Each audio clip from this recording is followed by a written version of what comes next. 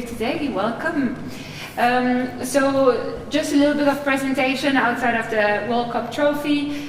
We have also some other skills to ourselves. I'm Apolline, I'm a customer success manager at Contentsquare. I see my customers are here in the room, so I'm very happy about it. I am maybe if you can go to the next slide. So I've been actually a user of Contentsquare before and loved the platform so much that I decided to join the company back in 2019, based now in Amsterdam, but before in France. And yeah, my role as a CSM, if you already are a customer, you should be familiar with this. But basically, my goal is really to make sure that you're leveraging the platform to achieve your business objectives. So it's very intimately related to impact in general.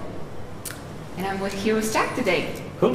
So, hi everyone, my name is Jack and I am a strategic consultant in the professional services team, and I've been working at Contentsquare for about 3 years now. And my role is to help customers make strategic and smarter decisions through their data to help drive real business impact. And with that, I work across both our project services, so delivering ad hoc initiatives like enablement workshops, data governance support, reporting setup, but also our managed services, where I partner more long-term with our partners, with our customers, to ensure that our insights and our recommendations don't just sit in a deck, but they're actually implemented and applied across the business. Essentially ensuring that recommendations become a reality. So today, what we really hope is that you will understand a little bit more what it means to be impact-driven. I do believe that if you were in the session right before, Justina was a really great example of someone who is impact-driven. So keep this in mind if you were there. And hopefully you'll leave the session with a couple of tips on how to leverage the platform and our services as well. And some, maybe inspiration that you can start implementing in your own organization. So think about this throughout the presentation. So afterwards, you go home with your teams, try to implement something, and we're very keen on having your feedbacks afterwards. A couple of months, maybe a couple of weeks. Yeah. It's an interactive session, so I'm just going to move away from the QR code. We're in a small room as well, so feel free to participate. And so on. And before we're diving into the impact quantification topic, I'm actually going to ask you the first question. What does it mean for you, impact? For your organization, for your team? Oop, this is a tricky position.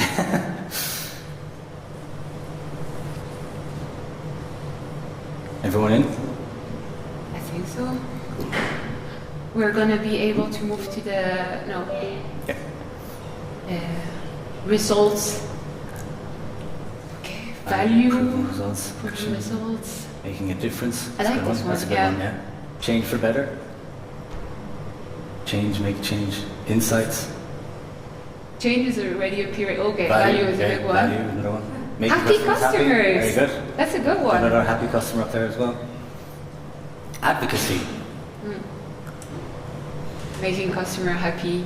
Yeah, I think it's already. It's a really good example. We see a little bit around change. We see a little bit about impact itself, positive and successful impact to a person. Very customer centric as well, which is good. Yeah. Not surprised by the results, but it's always nice to see this, and we'll definitely take a screenshot later of the results so I can think about it later. But if we go a little bit back to the basics, very, just definition, Cambridge Dictionary mentioned that is, impact is a strong effect that you have or that someone or something has on you or a situation, and you want to have this as a positive impact. We have seen in the past couple of months, if you go to the next slide, some quotes from customers, from also other people in the field, and I really believe that being impact-driven might be a solution here. So a lot of people were going to say, hey, we have too many data everywhere, we're drowning, not necessary to have even more, and I don't even know where to start. Some other people, this is something I see more and more in the product management area. How do I calculate the ROI of my product scope or my job in general? And Well, if you come back to being impact-driven, basically you are completely focused on really having an impact, a positive one, after. So there are 3 pillars that you can really, tie in and always remember in your day-to-day. This is what I'm also trying to do as a CSM. First of all, be purpose-oriented. Nobody wants to be focusing on just delivering a feature, or it doesn't make our life really exciting. Someone who is impact-driven will always think about the bigger picture. What kind of objectives are you trying to address? And that will help you to focus on what matters. Always take the time in your day-to-day, in your job, or even at home maybe, or in your passion, to rethink, okay, is it actually going to have an impact on my objective or my goal? And this will deprioritize the things that are less impactful and reprioritize the things that are really important to reach that objective. And this, you can't do it without data. So we've heard a lot about data-driven, companies, organization, teams, but data is just one part of it all. And obviously you want to track these results, you want to track if it's working or not, to assess and go to the next steps. And well, we hope that being impact-driven, you'll rethink this on a regular basis, whether it's Contentsquare or within your own team. But in the next couple of minutes, we're going to show you how you can use the tool to become more impact-driven. Cool. Thanks, Apolline. So, to be impact-driven, you first need to think about who's involved, what success looks like, and what are the ways of working. That's why we think it's a very good idea to first map out all of your stakeholders, all of your KPIs, and all of your processes. So that basically you're starting on a solid ground. So to give you an idea of what this looks like, this is something that we actually build for our customers in the professional services team, to basically map out all of the different teams, objectives, etc., that are going on within the organization, with the goal here to break silos. So what you can see here is that we've got the different teams split out. We've got their primary activities and objectives. We've got which modules they should be using on a regular basis. We also have their use cases. We also have which teams they're working closely with as well. So again, having a well-structured framework like this in place encourages that cross-functional collaboration. It's establishing ownership as well, and ultimately it's helping drive meaningful results together. And of course, to support any cross-functional collaboration, you need to make sure you have the right tools in place. And this is exactly where tracking insights comes into play. Now, I hope that term isn't too triggering for anyone here, and you're not suddenly thinking, oh no, we should be tracking insights, or why is it important? Well, don't worry. In the next few slides, I'm going to take you through why it's important, and also going to give you some ideas of why some tools you can use to basically track your insights. So a big challenge we see from our customers is that they've many different teams looking at many different data sources, all feeding into the same backlog. So that's why it's very important that you have a way to capture and centralize those insights so they don't get lost within the chaos. And this is where a shared tracker becomes essential. It ensures that ideas from across the business, no matter the source, are tracked, prioritized, and are not falling between the cracks. So to give you an idea of some of the tools that we see our customers use, and some that we actually set up for our customers as well, we've got one here, Excel, Google Sheets, we've got Monday.com, Trello board, Jira board, Airtable, Figma. I'm sure you recognize them as well. There's tons of other tools out there as well that you can use. So it's important that you pick the one that's best for you. Again, the aim here is to create a single, structured source so that your team can track insights and basically take action with them as well. So how do you structure it? Okay, so what are the things that you need to include? Well, first and foremost, you need to have a tool that works for everyone. So that means it needs to be simple and collaborative. And some of the things that we recommend that you include in these insight tracker as well, the insight, of course, what did you actually discover? Who's the owner? Okay, who's responsible in case I have any questions, I can go to there. Area of the site, device, date source, that should say data source, typo. But yeah, did it come from Contentsquare? Did it come from GA4? Some user feedback. And always make sure to provide the link or some screenshots, to bring that insight to life. We also have geo, if it's applicable, the recommendation, what are you actually trying to improve on the website? And the estimated impact, very important one that Appling is going to speak about in a second, because that's going to help you prioritize those insights in the backlog. Change or A/B test, is it a change or A/B test? The status, go live date, and the actual impact, okay? What value did it bring to the company by implementing this insight? Did you increase conversion rate? Did you drive additional revenue? Did you increase click-through rate? So yeah, those are kind of the ones that we recommend having in yours, but of course, you can pick ones that work best for your teams. Again, the goal here is to keep it simple and collaborative. So when you put it all together, this is an example from Monday.com. You can see we've got all the different headings here. It's clear, it's easy to understand. I know the insight, I know the impact, I know where it came from. But you can also do additional steps like categorizing it by insight type or picking the different teams as well. Again, you can see everyone knows who's working on what. So something like this is really going to help break silos and again, encourage that cross-functional collaboration. So you have the insights in one place, you have your information. One important thing, and we're here talking about impact today, obviously, so you want to quantify those insights. And the reason why you want to do it, because you want to prioritize. Again, we come back to focus on what matters. So very quickly, I'm curious about this one, because I see customers using different format, but how do you prioritize, either you or in your organization, the insights? Data insights, data information. Let's see what comes up here again.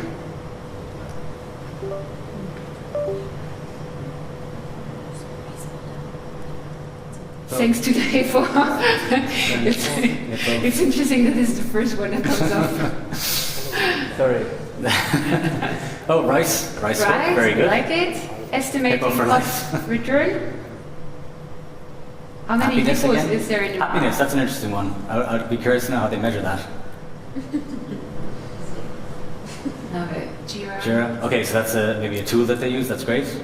Using the rice model, that's nice. Business outcome. There's a lot of animals in the CRO field. I'm never up to date to all the zoo family, but okay, cool one. Whoever internal customer shouts the hardest. Important to have a big voice. True. Well, obviously this one came up, not RISE, but RISE prioritization framework, and it's something that we've seen a lot of our customers using. So it's a framework that helps you assess the potential value of a initiative and prioritize it accordingly, and of course impact is part of it. And what I want to show you in the next couple of minutes is how you can use Contentsquare for that. Justina did a really great presentation before, she already showed it, but impact quantification is a really great module that you can use within the platform. This is actually Jack's favorite module, by the way. He's a big promoter of it internally. And what you can do basically with this module is identify the significance of either an error or user behavior and understand if this has actual business impact, so it can be revenue, but it can also be, objective or a specific KPIs that you have. And you can combine this with the zoning, with other of our modules, but always going back to, okay, what actually is the potential impact or the real impact in the end? And what you will achieve here is prioritizing. That's the first thing that you can do, right? Is it going to potentially bring me back 2 million or only 50K? That's the first thing that you want to talk about. And what I like about this is that it facilitates collaboration. Everyone, I think, likes a person that makes your life easier, right? So you think about this friend or someone in your family who are always making your life best. You want to be that person internally. You want to go to your engineering team and say, hey, don't focus on this, focus on that. That's what matters right now. And in the end, you'll be saving time and resources, right? So this is a really great module that you can use. And the way I like to brand it is that you're tracking insights, you're tracking the value or the potential impact. This is your best business case machine that you can have. If you track this automatically in 3-4 clicks maximum, you have that information and you're able to go communicate it and pitch it internally with some real information here. And if you don't believe me, please look at this recording from last year from ASICS. He is here today as well. He's doing a presentation this stage right after the break, so you can join it. And he's very approachable, Andre. He did a really great presentation about it as well. Okay. Cool. So you've uncovered your insights and measured the impact. So what's next? Well, it's all about turning those insights into action and measuring the results of those actions. So I could tell you how to do it, but instead I'd much like to share a really great story about how one of our clients, Samsonite, exemplifies this proactive approach of insight, action and outcome. Now I'm sure you're all familiar with Samsonite. They are a global leader in the manufacturing and retailing of luggage and travel accessories, with multiple brands under the Samsonite umbrella. And last year they came to us with 3 objectives. They wanted to improve checkout performance and conversion rate, improve experience and satisfaction, and drive additional revenue. But why do they focus on the checkout?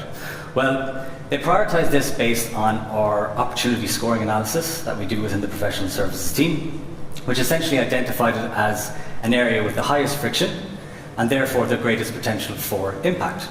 So then, off the back of that, they requested a data-driven design analytics report on their checkout on one of their key brands, Samsonite. But what stood out immediately was their mindset. Like, they didn't just want another report, they really wanted to do something with it. So that's exactly what we did. We delivered a detailed analysis of friction points and opportunities in their checkout. And in the report, we surfaced many data-driven insights and provided a series of UX recommendations based on what would have the biggest impact. And because of this, they were quite confident in taking action. But if you look at the slide here, this is an example taken from the actual report. I'd love to show you the whole thing, but obviously I can't. And you can see here what they identified was that in the mini cart, so for context, the Samsonite checkout starts in the mini cart, they saw that visitors weren't immediately exposed to the CTA, so they had to scroll in order to see it. And as a result, they were actually losing some customers because of it. So what we recommended was that they implement a sticky CTA on the right here to make it as easy as possible for the user to reach the next step and basically kind of continue into the checkout. But here's the amazing part. They didn't just implement this recommendation. They implemented every single recommendation that we provided in that report.